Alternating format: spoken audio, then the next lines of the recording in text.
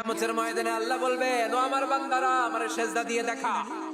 কারা কারা দুনিয়াতে সেজদা দিয়েছিলি, আজকে এই কিয়ামতের ময়দানে আমারে সেজদা দিয়ে দেখা। আমরা যারা দুনিয়ার বুকে সেজদা দিয়েছি, আমরা আল্লাহু আকবার বলে সেজদায় লুটিয়ে পড়বো, আলহামদুলিল্লাহ পড়ে।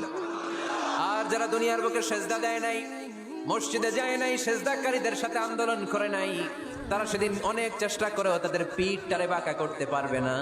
তাদের পিঠটারে সেই দিন লোহার মতো শক্ত করে দিবে কে?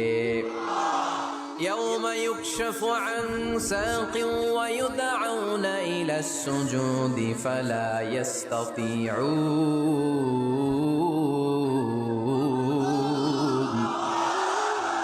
সেদিন আল্লাহ তাআলা ওনার পায়ের গোছা উন্মুক্ত করবেন, পায়ের গোছা দেখাবেন আর বলবেন, সেজদা দাও, সেজদা দাও। কারা দুনিয়াতে সেজদা দিয়েছো এখনই টের পাওয়া যাবে। আমরা আল্লাহু আকবার বলে সেজদায় লুটিয়ে পড়বো।